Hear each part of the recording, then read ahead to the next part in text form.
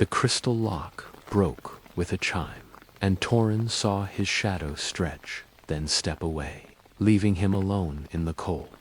But we must begin at the beginning, in the hamlet of Glimmerfrost, where the winter never truly ended, and the glass chimes hanging from every doorway sang their hollow songs. The village sat in a shallow bowl between three hills, protected from the worst of the mountain winds, but never quite free from their whispers. Snow lay thick on the rooftops year-round, and the windows gleamed with ice that formed patterns like frozen lace. Torin had lived here all his life, in a stone cottage that hugged the village's eastern edge. His workshop occupied the ground floor, files smooth as silk, and keys hanging in neat rows along the walls. The smell of metal, oil, and leather filled the air, mixing with the wood smoke from his hearth. Above, his living quarters remained sparse but comfortable, with thick wool blankets and a small library of books about locks, mechanisms, and the old ways of opening things that wished to stay closed.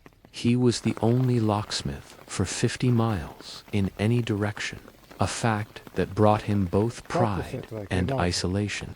People came to him when their doors refused to open, when their strongboxes grew stubborn, when the old locks on their family homes finally surrendered to time and weather. He solved their problems with patient skill, his long fingers dancing over tumblers and springs like a musician coaxing melodies from reluctant strings. The morning the summons came, frost painted his windows in spirals that caught the pale sunlight. Torin sat at his workbench, wrapped in blue velvet, claiming it had sealed itself around her jewelry box and would not yield to any key.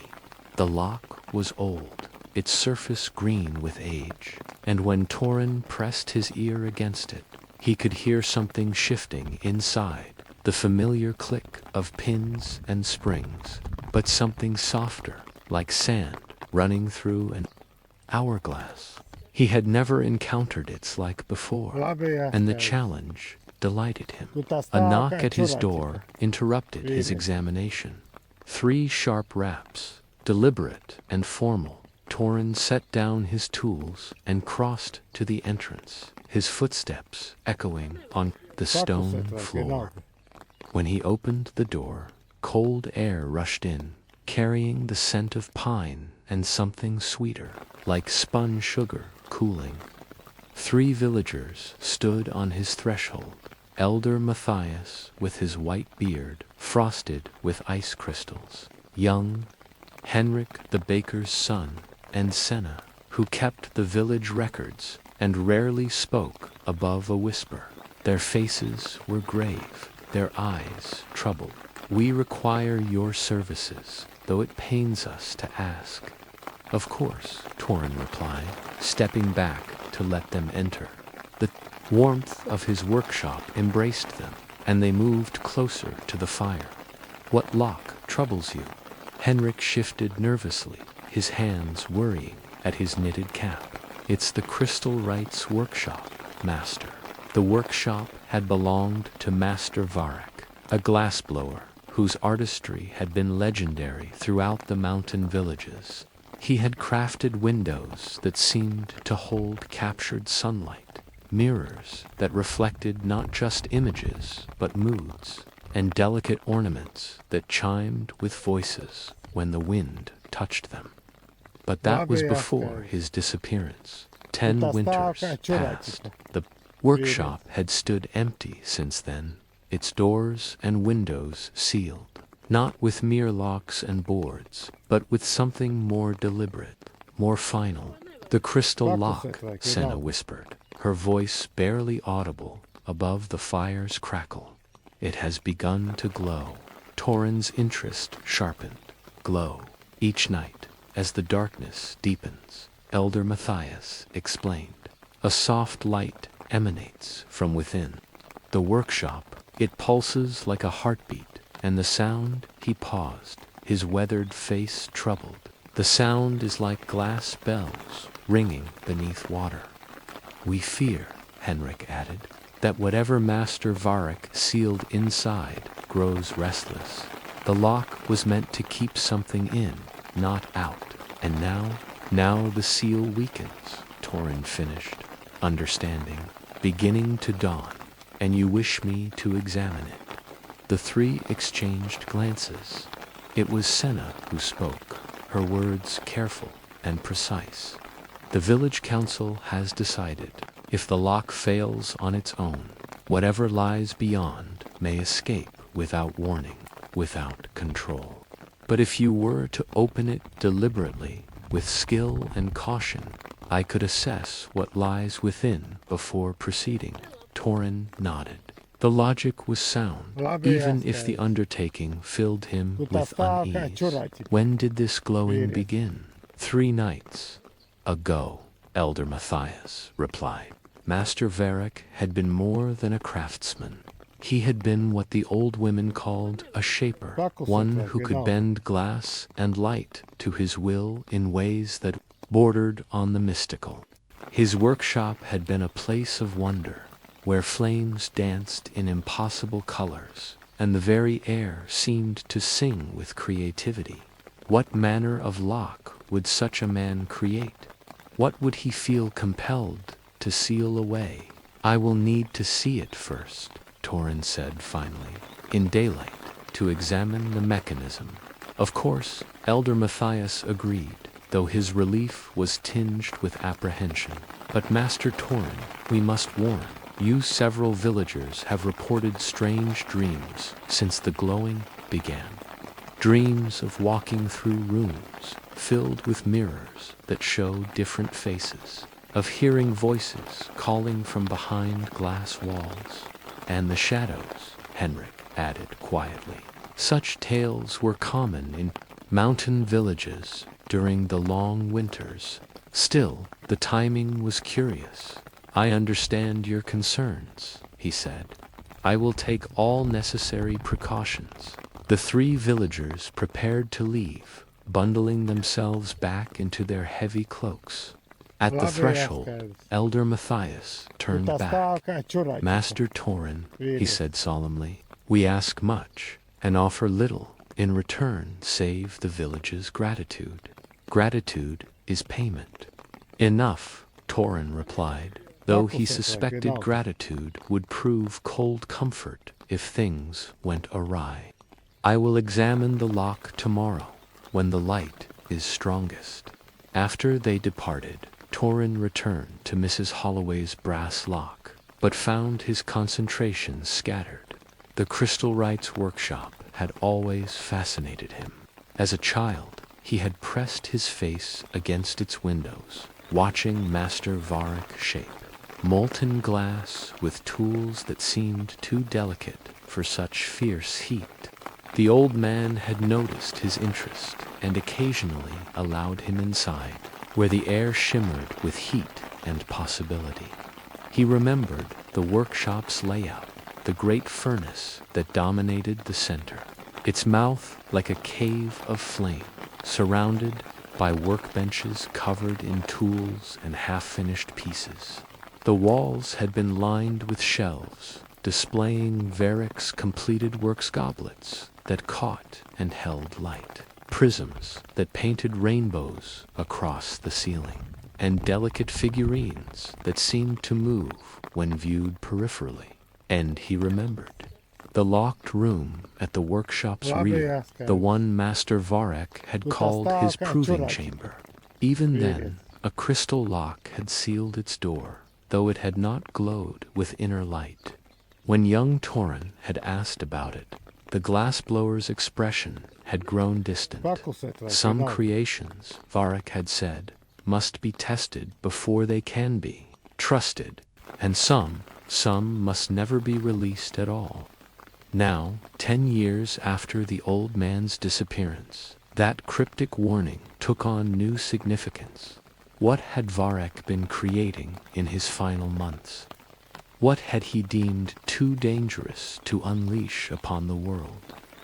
Torin set aside the brass lock and moved to his bookshelves. Among his collection were several volumes on the old crafts, the forgotten arts that had once flourished in the mountain communities. He pulled down a leather-bound tome titled Artifice and Essence, the Binding Arts of the Northern Reaches. The book fell open to a chapter on crystal locks, as if it had been consulted. Recently, Torin read by the light of his oil lamp, learning of locks carved from single gems, imbued with properties that transcended mere mechanical function. Such locks were said to respond not just to keys, but to the intentions and essence of those who approached them. They could distinguish between friend and foe, between worthy and unworthy. But the text also warned of corruption, of crystal locks that had been perverted from their original purpose. Instead of protecting what lay beyond, they became prisons, sealing away things that should not exist, should not be allowed to touch. The world, the crystal, remembers all the author had written, every touch, every attempt to breach its defenses. And when such a lock finally fails, it releases not just what was sealed, but the accumulated hunger of everything that sought to escape. Torin closed the book and stared into his fire. The flames danced and flickered, casting shadows that seemed to move with purpose rather than randomness. For a moment, he could swear he saw faces in the shadows, ancient faces, patient faces, faces that waited tomorrow. He would examine the crystal lock that sealed Master Varric's proving chamber. Tonight, he would prepare his tools and his mind for whatever he might find outside his window. The wind began to howl, and somewhere in its voice, he heard the distant chiming of glass bells. Dawn came late to Glimmerfrost, seeping through the perpetual mist like honey through cloth. Torin woke to the sound of ice crystals chiming against his windows, their delicate percussion a counterpoint to the wind's deeper song. He had slept poorly, troubled by dreams of glass corridors that stretched into infinity, where his footsteps echoed not behind him, but ahead. As if something followed by leading Dot, he dressed in his warmest close-wool trousers, a leather jerkin, and a coat lined with rabbit fur, then gathered his tools.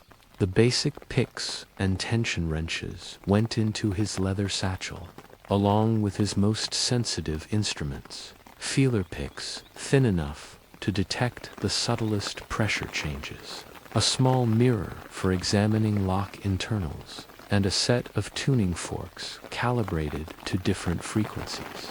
Some locks, particularly the old ones, responded to sound as much as touch. The walk to the workshop took him through the village center, where early risers were already about their business despite the bitter cold. Smoke rose from chimneys in thin, straight lines before the wind caught and scattered it. Children hurried to their lessons with scarves wound tight around their faces, their eyes bright above the wool. Normal life continued, yet Torin sensed an underlying tension, a collective holding of breath.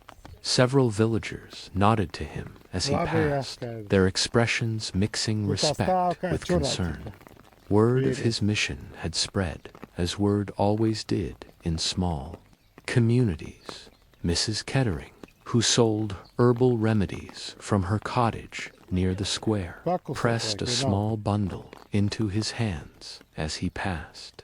Sage and rowan, she whispered, for protection against things that should not be. He thanked her and tucked the bundle into his satchel, though he doubted herbs would prove effective against whatever awaited him. Still, the gesture warmed him, more than his heavy coat. The Crystal Wright's workshop stood at the village's heart, beside the old stone well that had given water to Glimmerfrost for centuries beyond counting. The building was larger than most, constructed of the same gray stone as the village's other structures, but adorned with decorative elements that spoke of its former owner's artistry. Carved vines wound around the doorframe, their leaves and flowers so realistic they seemed to flutter in the wind. The windows, though darkened, were works of art themselves, panes of colored glass, arranged in intricate patterns that would scatter rainbow light when the sun struck them properly. But it was not these details that held Torin's attention. It was the door. The crystal lock was larger than he had expected, perhaps the size of a man's fist, mounted where an ordinary lock would sit. It was carved from a single piece of what appeared to be clear quartz, though, as Torin approached, he saw that it was not entirely transparent. Threads of color ran through it, like veins, silver and gold, deep blue and forest green, all pulsing with a gentle inner light, even in daylight. The lock glowed. Torin set his satchel on the ground and knelt before the door, studying the crystal. Lock without touching it. Where a normal lock would have a keyhole, this one showed only smooth, faceted surfaces that caught and reflected light in patterns too complex for easy comprehension. Yet, as he watched, he began to discern an underlying structure paths of light that flowed through the crystal like streams through a landscape. He reached into his satchel and withdrew a small magnifying lens, holding it between his eye and the lock. The magnification revealed even greater complexity. Tiny chambers and passages within the crystal, some filled with colored light, others dark and waiting. It was a three-dimensional maze, beautiful and impossible. Magnificent, he murmured, and meant it. The lock pulsed brighter at the sound of his voice, as if responding to his appreciation. The threads of light moved faster, swirling through the crystal's interior like schools of luminous fish. For a moment, Torin could swear he heard music faint and distant, like a choir singing in a cathedral far away. He began his examination, in earnest, using his mirrors to study the lock from different angles, his tuning forks to test its resonance at various frequencies. The crystal rang like a bell when struck lightly, producing notes of startling purity. But it was when he brought out his most delicate, pica-thin shaft of steel, so finely crafted it was nearly invisible, that something unexpected happened. As the pick approached the crystal, the lock's glow intensified dramatically. Light blazed from within, patterns shifting and reforming with increasing urgency. And in that blaze, Torin saw something that made his breath catch. Shadows, not cast by the light, but contained within it. Dark shapes that moved through the crystal's interior, like fish in a glowing aquarium. They pressed against the inner surfaces of their prison, seeking escape. Their forms shifting and changing in ways that hurt to follow. One shadow seemed larger than the others, more defined. As Torin watched, it rose to the crystal's surface and pressed against the barrier that separated it from the world. For just a moment, he could swear it looked like a mana-tall figure with long hair and outstretched hands, Master Varric. The shadow figure turned its head, and though it had no eyes Torin could see, he felt its attention focus on him with startling intensity. The figure raised one hand and pressed it against the crystal's inner surface, directly opposite where Torin's pick hovered. Then the figure mouthed a single word, "Run." Torin jerked backward, his heart racing. The pick trembled in his hand, and he nearly dropped it in his haste to pull it away from the lock. The crystal's glow dimmed immediately, the shadows retreating into the depths, where they became merely suggestions rather than certainties. But the warning had been clear. Whatever lay sealed within the proving chamber, Master Varric himself, or his shade, urged against releasing it. Torin sat back on his heels, mind reeling. Every instinct told him to heed the warning, to return to the village council and recommend they leave the lock undisturbed.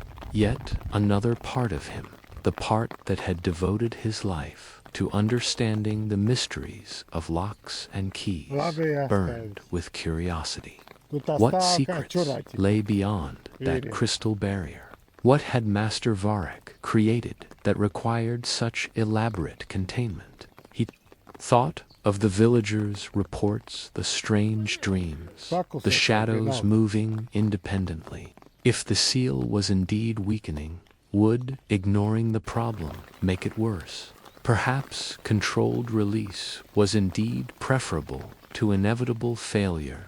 As he debated, the wind around the workshop began to change. What had been a steady howl became something more complex, more musical.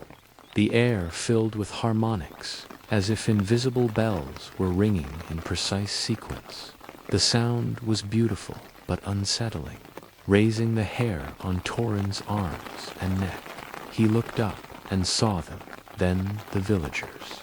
They stood at the edge of the square, perhaps 20 paces away, watching him in perfect silence. Men, women, children, all motionless as statues. Their faces showed no expression. Their eyes reflected the crystal's glow with an intensity that seemed unnatural. "Hello?" Torin called, his voice uncertain. None of them responded. They simply watched and waited. Torin turned back to the lock, but found his concentration scattered. The weight of those watching eyes pressed on him like a physical burden. When he glanced over his shoulder again, more villagers had joined the first group. They formed a rough circle around the workshop now, silent as mourners at a grave. The crystal lock pulsed brighter, and the watching crowd swayed slightly, as if responding to music only they could hear. Their shadows, Torin noticed with growing alarm, all pointed toward the workshop despite the angle of the sun. Every single shadow stretched toward the crystal lock as if drawn by some irresistible force. He thought of Mrs. Kettering's herbs, still tucked in his satchel, and almost laughed at the absurdity. Sage and Rowan against forces that could command an entire village's shadows. Yet desperation made him reach for the bundle anyway. The moment his fingers closed around the herb bundle, the villagers' heads turned toward him in perfect unison. Their expressions remained blank, but something in their synchronized movement chilled him to the bone. They took a single step forward, then another, moving with the mechanical precision of clockwork figures. Torin stood, his tools forgotten.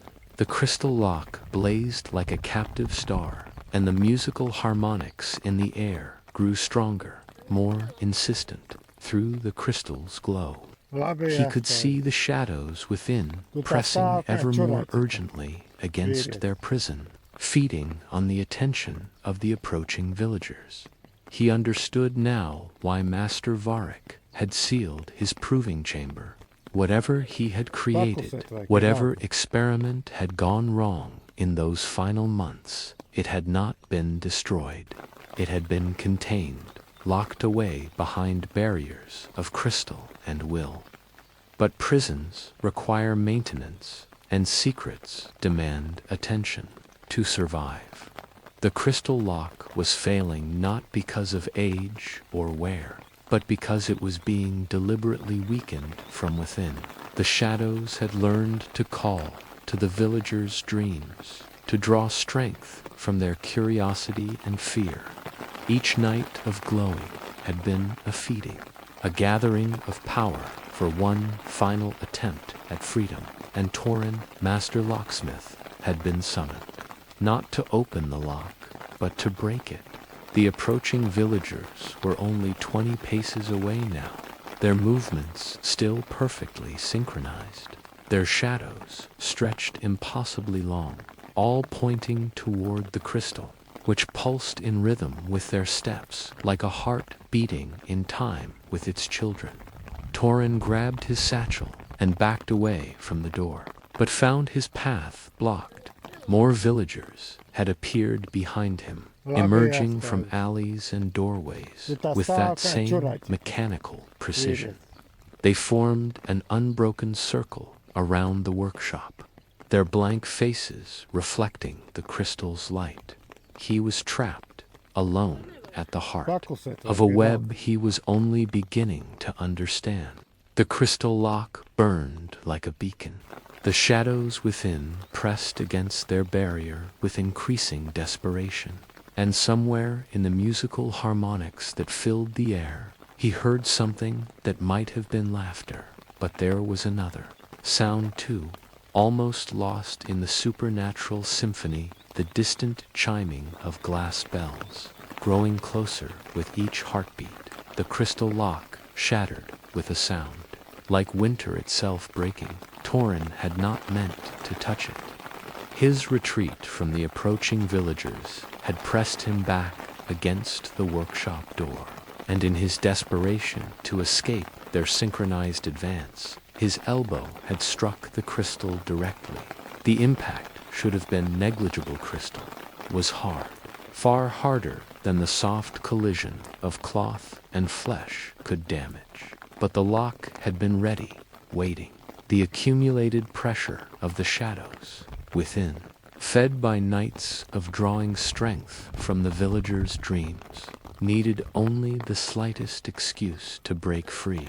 The crystal exploded outward in a shower of gleaming fragments that caught the morning light and threw it back in painful brilliance. Each shard sang as it fell, a crystalline chorus of liberation that seemed to go on far longer than physics should have allowed. The fragments scattered across the snow, where they continued to pulse with inner light, like stars fallen from a broken constellation.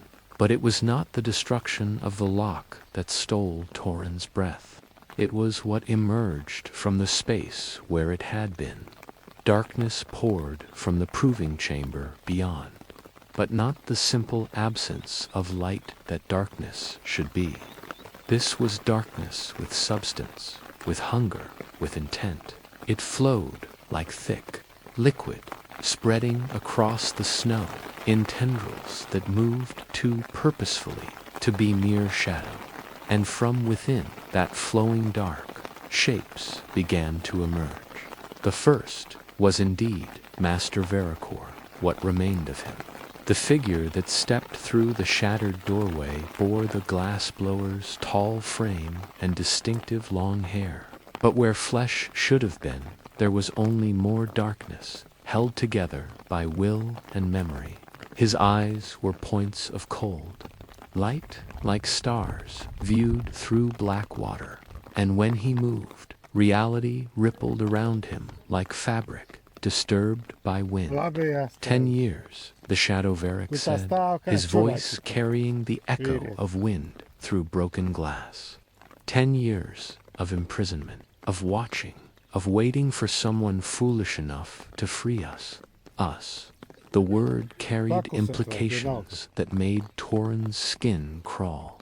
More shapes emerged from the darkness-stall figures, and short, human, and distinctly not human.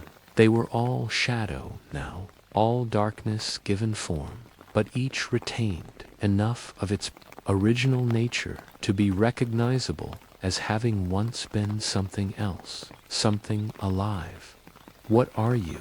Torin whispered, his back still pressed against what remained of the door. "We are the failed," Shadow Varric replied, his dark hand gesturing to encompass his companions. the experiments that went wrong, the apprentices who could not withstand the changes, the creatures I tried to create in my hubris. We are what remains when flesh surrenders to essence, when the boundaries between self and shadow dissolve. The shadow shapes spread out around Torin, but not in the threatening manner he expected. Instead, they seemed almost ...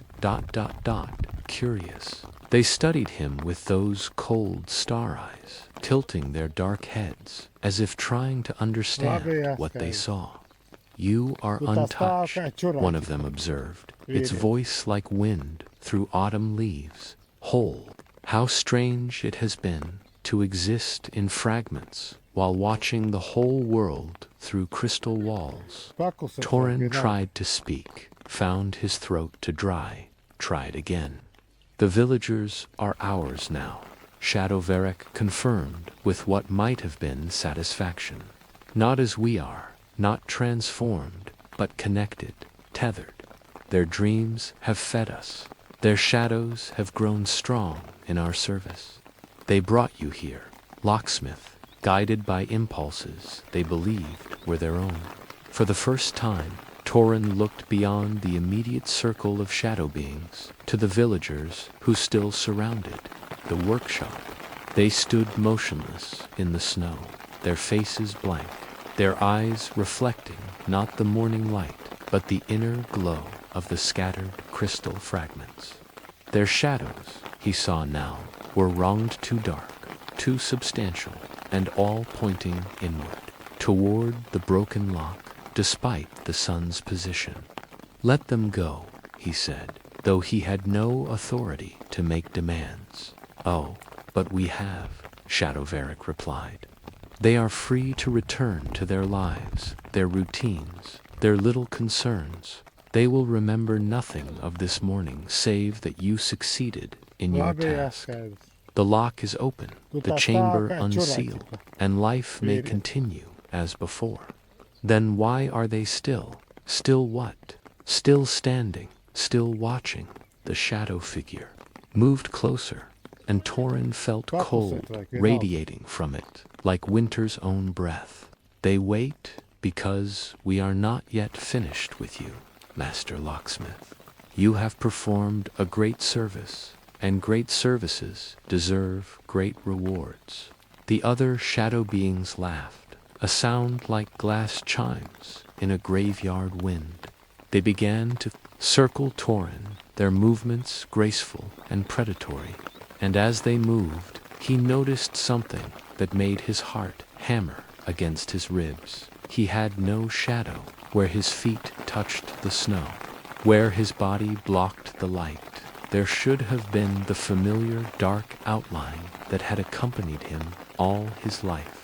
But the space was empty, unmarked, as if light passed through him without obstruction. Ah, Shadow Varric said, noticing the direction of his gaze. You begin to understand. The binding is already begun.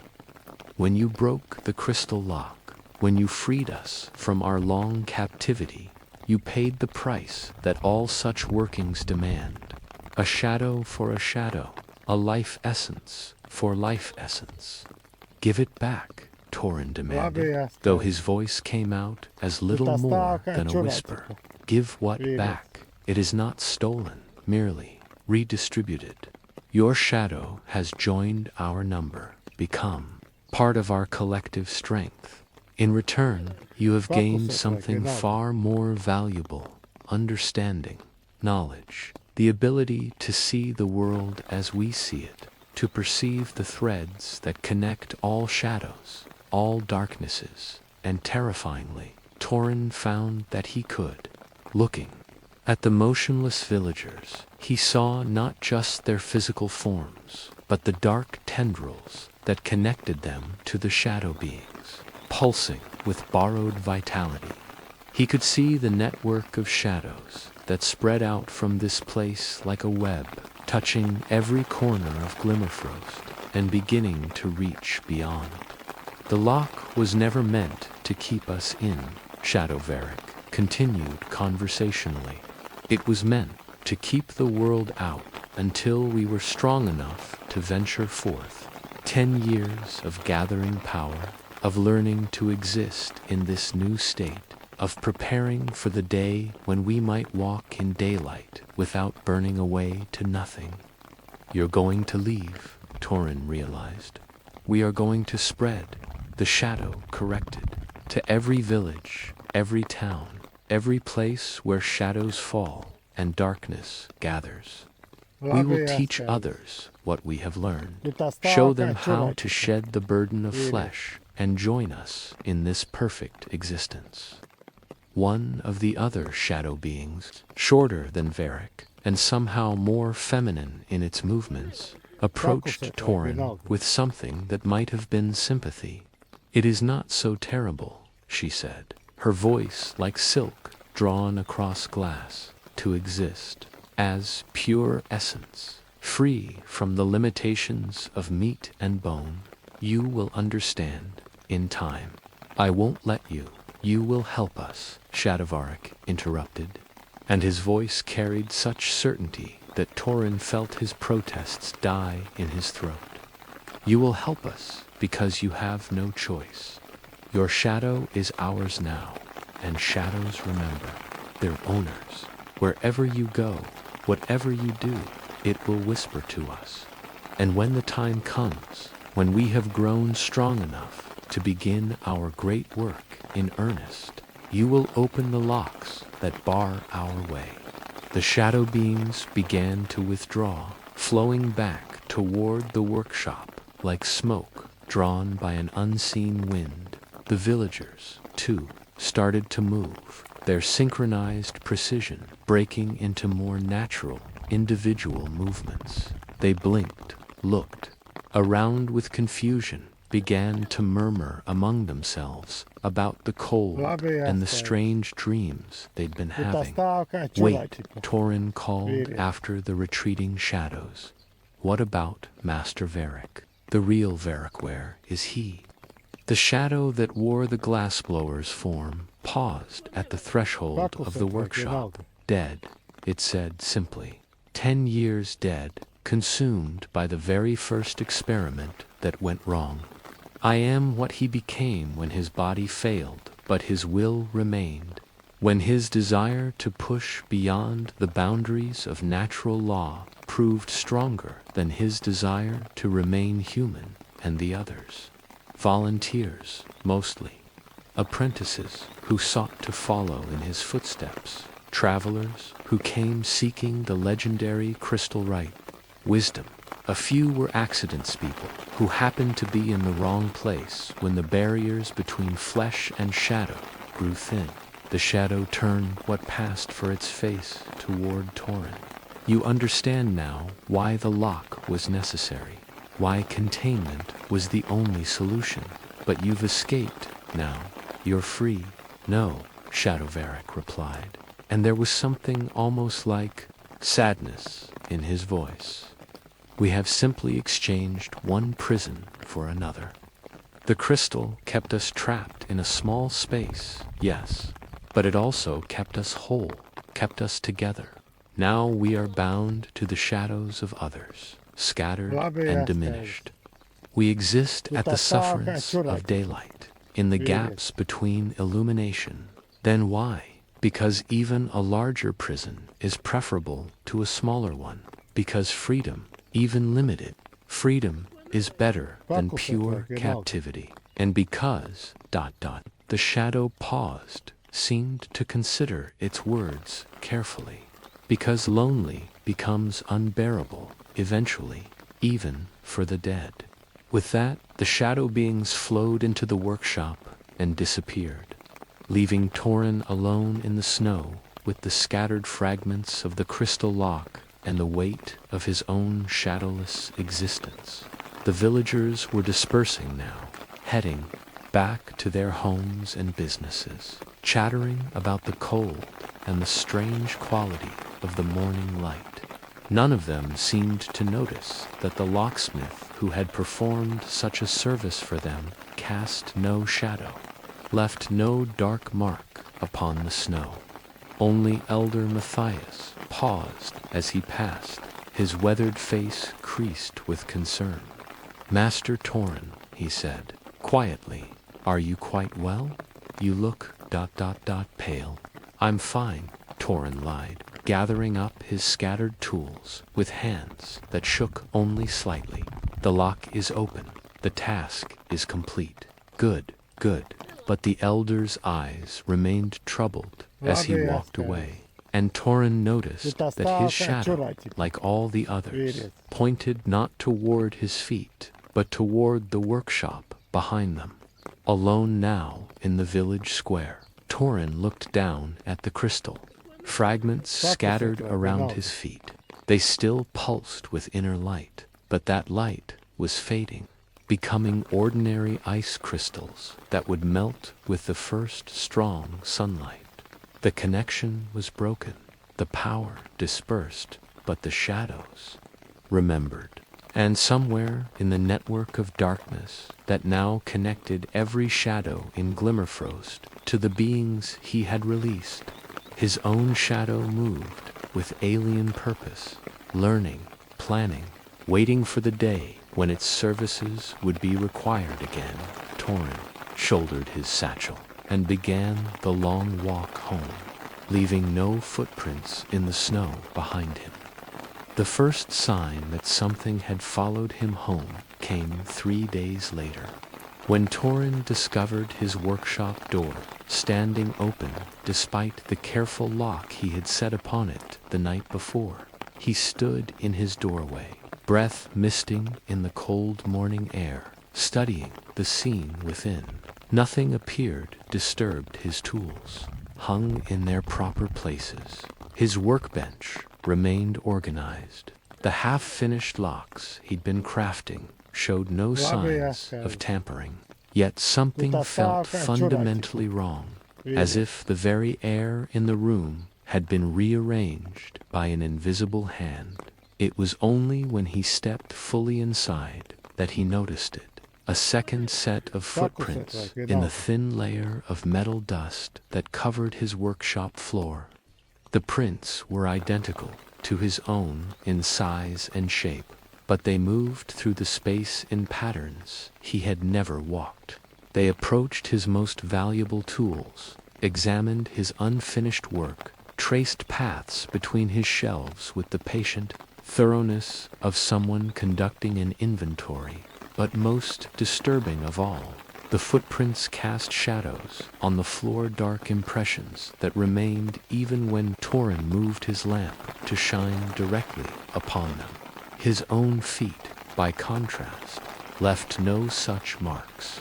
He had grown accustomed to his shadowless state over the past few days, but seeing the evidence of his missing essence walking through his sanctuary without him made his skin crawl. Torin followed the shadow prints through his workshop, trying to reconstruct the visitor's path. The impressions led to his bookshelf, where several volumes on advanced lock mechanisms had been pulled out and apparently studied. He found them replaced in slightly different positions.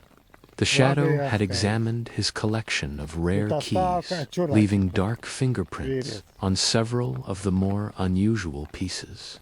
Most troubling, it had spent considerable time at his workbench, where the components for a complex mechanical lock lay partially assembled.